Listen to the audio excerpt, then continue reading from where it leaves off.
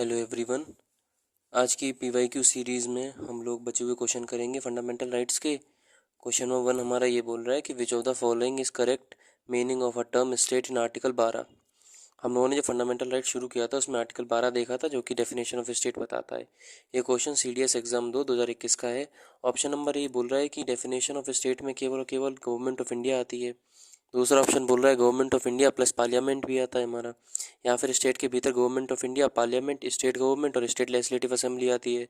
या फिर option number 4 government of India, parliament, state government, state legislative assembly और local और अदर अथॉरिटीज़ आती हैं इंडियन टेरिटरी के भीतर। तो कौन सा आंसर सही होगा? तो इसका सही आंसर होगा हमारा ऑप्शन नंबर 4। जब हम लोग आर्टिकल 12 पढ़ रहे थे इंडियन कॉन्स्टिट्यूशन का, जो कि स्टेट की डेफिनेशन बताता है कि स्टेट क्या होता है क्या नहीं होता है, तो उसमें हम लोगों ने देखा था कि स्टेट के भीतर सबसे पहले स्टेट हम लोगों ने देखा था कि स्टेट क्या होता है। तो स्टेट क्या होगा, इसकी 4 कैरेक्टरिस्टिक होंगी। कौन कौन सी? डेफिनेट टेरिटरी होनी चाहिए, पॉपुलेशन होना चाहिए, उसके बाद वो सोवन होनी चाहिए और एक ऑर्गेनाइज गवर्नमेंट होनी चाहिए। 4 कैरेक्टरिस्टिक्स होनी चाहिए स्टेट की। फिर स्टेट क्या होता है? तो स्टेट होता है government of India, parliament, government, state legislative assembly और अदर अथॉरिटीज़। फिर अदर अथॉरिटीज़ क्या होता है? ये केस सुप्रीम कोर्ट के सामने गया था, तो सुप्रीम कोर्ट ने Raman D Shetty versus Union of India case 1979 में बताया था कि अदर अथॉरिटीज़ क्या होता है। जिसमें सुप्रीम कोर्ट ने बोला था 3 कंडीशन होनी चाहिए। पहली कंडीशन ये कि अगर किसी बॉडी का कंट्रोल गवर्नमेंट के हाथ में तो गवर्नमेंट अथॉरिटी होगी। दूसरी चीज़, अगर उस बॉडी का एडमिनिस्ट्रेशन गवर्नमेंट के हाथ में तो वो गवर्नमेंट अथॉरिटी होगी।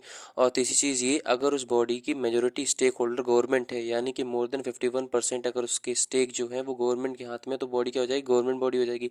फॉर एग्जाम्पल LIC हो गई, CBI हो गई, इंटेलिजेंस ब्यूरो हो गई, या फिर इन्फोर्समेंट डायरेक्टरेट हो गया। ये सारी चीज़ें क्या हो जाएंगी? हमारी स्टेट हो जाएंगी।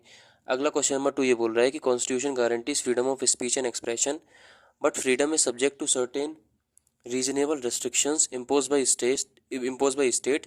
These restriction may be related to following। यानी कि वही फ्रीडम ऑफ स्पीच और एक्सप्रेशन जो है उसकी रीजनेबल रिस्ट्रिक्शंस हमसे पूछी गई CDS एग्जाम 2021 में। पहली है रीजनल रिस्ट्रिक्शन, क्या डिफेमेशन है। दूसरी है डिसेंसी ऑफ मोरालिटी और तीसरी है इंसाइटमेंट ऑफ ऑफेंस। और हमसे पूछा गया करेक्ट आंसर कौन सा है, तो सीधी बात है करेक्ट सारे के सारे होंगे। अब इसमें एक्स्ट्रा क्या है? एक्स्ट्रा ये है कि आर्टिकल 19 ऐसा फंडामेंटल राइट है जो कि कैसा है, केवल केवल सिटीजन ऑफ इंडिया के लिए है। बताया था आर्टिकल 15, 16, 19, 29, 30, यानी कि केवल केवल सिटीजन ऑफ इंडिया के लिए। दूसरी चीज़ ये याद रखनी है अगर आर्टिकल 19 से आए कि आर्टिकल 19 ऐसा फंडामेंटल राइट है जो कि नॉर्मली इमरजेंसी के दौरान सस्पेंड नहीं होता है, लेकिन अगर एक्सटर्नल एग्रेशन हुआ है इमरजेंसी में तो फिर क्या हो जाएगा? हमारा सस्पेंड हो जाएगा आर्टिकल 19। तीसरी चीज़ ये याद रखनी कि आर्टिकल 19 में 7 पहले फंडामेंटल राइट थे, लेकिन बाद में 6 ही रह गए थे, जो 7वां था, यानी कि article 19 clause 1 sub clause F, वो हम लोगों का राइट टू प्रॉपर्टी था, जिसको हम लोगों ने 44th कॉन्स्टिट्यूशन अमेंडमेंट एक्ट 1978 से हटा दिया गया था। अब वो क्या है? लीगल राइट है। कौन से आर्टिकल में? Article 300A part 12। ये सारी बातें मैं इसलिए आपको बार बार बता रहा हूँ जिससे कि आपका रिवाइज होता रहे, क्योंकि वैसे भी जितने भी हम लोगों ने अभी तक प्रीवाईक्यू लगा लिए हैं तकरीबन 70-80 हो गए होंगे। उसमें एक चीज़ देखी गई क्या कि आर्टिकल 19, आर्टिकल 21, आर्टिकल 23, 24, आर्टिकल 32 और आर्टिकल 14, ये 6-7 ऐसे फंडामेंटल राइट हैं जो जितने भी सवाल घुमा फिरा के पूछे गए वो इन्हीं फंडामेंटल राइट से पूछे गए। तो अगर आप ये 6-7 फंडामेंटल राइट कवर कर देते हो तो फंडामेंटल राइट का कोई भी क्वेश्चन होगा आप लोग आराम से सॉल्व कर लोगे। अच्छा, फिर हम लोग को और क्या याद रखना आर्टिकल 19 में? तो हम लोग को आर्टिकल 19 में ये याद रखना है, जो इसकी हमारी बात हो रही है freedom of speech and expression की, यानी कि आर्टिकल 19 क्लॉज 1 सब क्लॉज ए, उसमें जो हमारे रीजनल रेस्ट्रिक्शन थे वो 6 थे।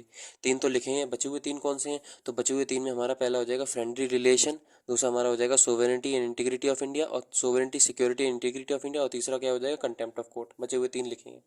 अगला क्वेश्चन हमारा ये बोल रहा है कि Which one of the following statement with respect to Menka Gandhi versus Union of India case 1978 is not correct? ये CAPF असिस्टेंट कमांडेंट 2021 का सवाल है कि Maneka Gandhi versus Union of India case 1978 की कुछ बातें कही गई हैं और उनमें से ये बताना है कि कौन सी बात गलत है। पहला स्टेटमेंट बोल रहा है कि it was held that article 19 and 21 are not water light compartment. Article 19 और 21 जो है वाटर टाइट कंपार्टमेंट नहीं है। ठीक है भैया, आगे पढ़ते हैं। It was held that a law coming under article 21 में नॉट सेटिस्फाई रिक्वायरमेंट आर्टिकल 21। लो, यहीं पकड़ लिया भैया, ये वाला स्टेटमेंट गलत है।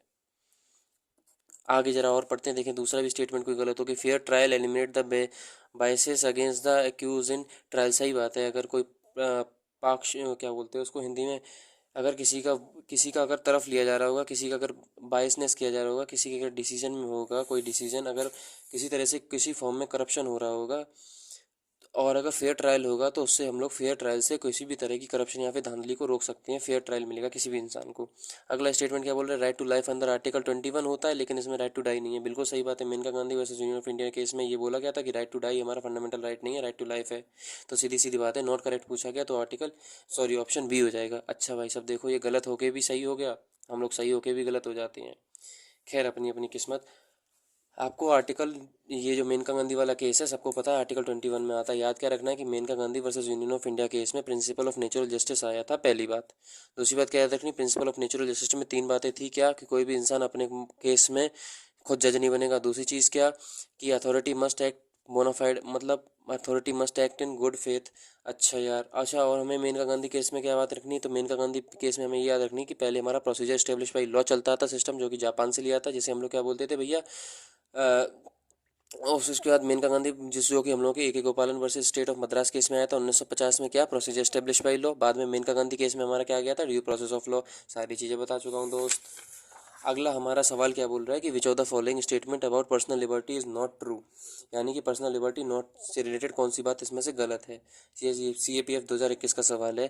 पहला स्टेटमेंट बोल रहा है कि state does not have authority to deprive any person within territory of India of his और her personal liberty without any rational basis, यानी कि सीधी सीधी बात है, किसी भी इंसान की आप पर्सनल लिबर्टी को छीन नहीं सकते हो अनटिल अनलेस उसके पीछे आप कोई तर्क दो कि हाँ अगर इस इंसान की पर्सनल लिबर्टी छीनी नहीं गई तो फिर ये हमारे देश के लिए खतरा बन सकता है। पहला ऑप्शन ये बोल रहा है, इसमें से हमें गलत बताना है। दूसरा ऑप्शन क्या बोल रहा है कि basis of depriving of a person his, अगर आप किसी पर्सन की पर्सनल लिबर्टी को लेते हो तो उसका बेसिस क्या होना चाहिए, प्रोसीजर स्टेब्लिश बाई लॉ। ये हमसे पूछ रहा है। अच्छा ठीक है, अगली स्टेटमेंट क्या है कि personal liberty can be secured by writ, अगर मान लो किसी की पर्सनल लिबर्टी छीन ली गई है तो फिर रिट ऑफ हैबियस कॉर्पस, यानी कि present the person before courts के द्वारा वापस कर दी जाएगी। ये हमें पता है बात, ठीक है। अगला हमारा क्या बोला, the majority view of a Supreme Court in A K Gopalan versus state of Madras case was invention. अब जो सुप्रीम कोर्ट ने A K Gopalan versus state of Madras case में ड्यू प्रोसेस ऑफ लॉ दिया था, देखो यार अभी मैंने पिछले सवाल में बताया भी था क्या कि के गोपालन versus state of Madras case 1950 में ड्यू प्रोसेस ऑफ लॉ नहीं लिया गया था, उसमें हमारा प्रोसीजर स्टैब्लिश बाई लॉ लिया गया था। Due process of law Maneka Gandhi versus Union of India case में लिया गया था। तो सीधी सीधी बात है, गलत है तो फिर ये सही हो गया। देख रहे हो भाई सब गलत होके सही हो रहा है।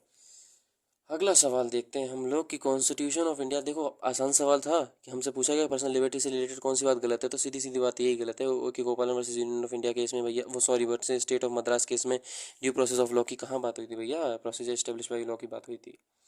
अगला सवाल भैया हमारा बोल रहा है कि constitution of India does not guarantee which of the following fundamental right. ये CAPF 2021 का सवाल है कि हमारा संविधान इनमें से कौन सी बात हम लोगों को फंडामेंटल राइट नहीं देता है। तो पहला है राइट टू इक्वालिटी, दूसरा है राइट अगेंस्ट एक्सप्लॉयटेशन, तीसरा है राइट टू प्रॉपर्टी, या फिर चौथा है right to carry on trade and business. Right to property, यार राइट टू प्रॉपर्टी से मुझे लग रहा है UPSC को कुछ स्पेशल कनेक्शन है, क्योंकि राइट टू प्रॉपर्टी के हम लोग देख चुके, CDS में सवाल आया, NDA में सवाल आया, CABF में सवाल आया, और फिर राइट टू प्रॉपर्टी का जो सवाल है वो सिविल सर्विसेज में भी आया, और फिर right to property, right to privacy, ये ज़रा ध्यान से पढ़ लेना क्योंकि इनके बहुत सवाल आए हैं। अब एक्स्ट्रा बात इसमें क्या है, एक्स्ट्रा बात ये है कि राइट टू इक्वालिटी आर्टिकल 14 से 18 तक आता है, पता है, very good. Right against exploitation भैया आर्टिकल 23 और 24 आता है, हमको ये भी पता है, ठीक है। राइट टू प्रॉपर्टी पहले फंडामेंटल राइट होता था जो कि article 19 clause 1 sub clause F और आर्टिकल 31 में होता था, बाद में इसको 44th कॉन्स्टिट्यूशनल अमेंडमेंट एक्ट 1978 के द्वारा हटा दिया गया। सब पता है, जल्दी तो नहीं हो रहा यार, मुझे उम्मीद है कि आप लोग रिवाइज करके बैठे होगे, इसलिए आप लोग मेरे साथ साथ चल रहे होगे, कोई पीछे नहीं रह गया होगा हमारे साथ। यार साथ साथ चलो तो मज़ा आएगा। अगला हमारा बोल रहा है कि right to carry on trade and business, ये भी बात बिल्कुल सही है। Right to carry on trade and business article 19 clause 1 sub clause F, सही बोल रहे, F ही तो होता है ना, कह दो यार F होता तो राइट टू प्रॉपर्टी है यार। राइट टू ये हमारा carry on trade and business article 19 clause 1 sub clause G होता है। अच्छा right to carry a profession जो है वो हमारा क्या है, right to choose any profession article 19 clause 1 sub clause F, इसमें एक एक्सटेंशन आता है क्या, Anuradha Bhasin versus Union of India case 2020, इसमें क्या बोल दिया था, right to choose any profession over internet is our fundamental right. ये हमारा फंडामेंटल राइट है, लेकिन इसमें भी क्या है, रीजनेबल रेस्ट्रिक्शन है। इसका मतलब ये नहीं कि इंटरनेट के ऊपर आप कुछ भी करोगे। बहरहाल समझदार को इशारा काफ़ी। अगला सवाल हमारा भैया लास्ट बोल रहा है, फंडामेंटल राइट का लंबा टॉपिक था, आखिरी हमारा फंडामेंटल राइट का प्रीवियस ईयर बचा है, इसके बाद हम लोग DPSP शुरू करेंगे। DPSP के केवल एक वन शॉट वीडियो आएगी, उसके बाद सारे सवाल हो जाएंगे, देखना मैं खुद कराऊंगा आपको। सवाल नंबर 6 बोल रहा है कि article 19 clause 1 of Indian constitution it A stands amended including the following. यार ये वही बात है कि आर्टिकल 19 क्लॉज 1 में अमेंडमेंट होने के बाद कौन सी बातें बची हैं। CDS 1 2022 का सवाल है ये। Freedom of speech and expression, मैंने बोला आर्टिकल 19 हो गया, आर्टिकल 21 हो गया, आर्टिकल 14 हो गया, आर्टिकल 23, 24 और आर्टिकल 32, आर्टिकल 29, 30। ये जो 7-8 फंडामेंटल राइट है ना, ये मोस्ट इंपॉर्टेंट है भाई, इनको मत छोड़ना। फंडामेंटल राइट में अगर आपको कुछ पढ़ना है तो ये पहले पढ़ लेना। बहरहाल आखिरी सवाल हमारा ये बचा है कि article 19 clause 1 of Indian constitution, वही बात है, अमेंडमेंट करके कौन सी बात बची है। पहला बचा freedom of speech and expression, बिल्कुल सही बात है, article 19 clause 1 sub clause A. Right to assemble peacefully without arm, बिल्कुल सही बात है, article 19 clause 1 sub clause B. अगला है right to acquire and proper dispose property. लो मेरी हंसी निकल गई, जी वालू है आंसर, इनकरेक्ट, ओनली ए। और फिर right to move freely throughout the territory of India, भैया ये भी हमारा क्या है, फंडामेंटल राइट है, article 19 clause 1 sub clause D और आर्टिकल 19 क्लॉज 1 सब क्लॉज ई। यही बातें करता है कि आप इंडिया में कहीं भी घूम सकते हो, कहीं पर भी रह सकते हो। आर्टिकल 19 क्लॉज 1 सब क्लॉज जी का कहता है कि कोई भी प्रोफेशन कर सकते हो। दोस्त fundamental right one of the most important topic था, जिसके हमने सारे पहले कंसेप्ट समझे, उसके बाद हमने सारे इसके प्रीवियस ईयर देखे, चाहे सिविल सर्विसेज के हो, चाहे CDS के हो, NDA के हो, या फिर असिस्टेंट कमांडेंट के हो। हमारा फंडामेंटल राइट टॉपिक है वो बिल्कुल ओवर हो चुका है। अगली वीडियो में आपको DPSP मिलेगा। टिल देन, जय हिंद, जय भारत।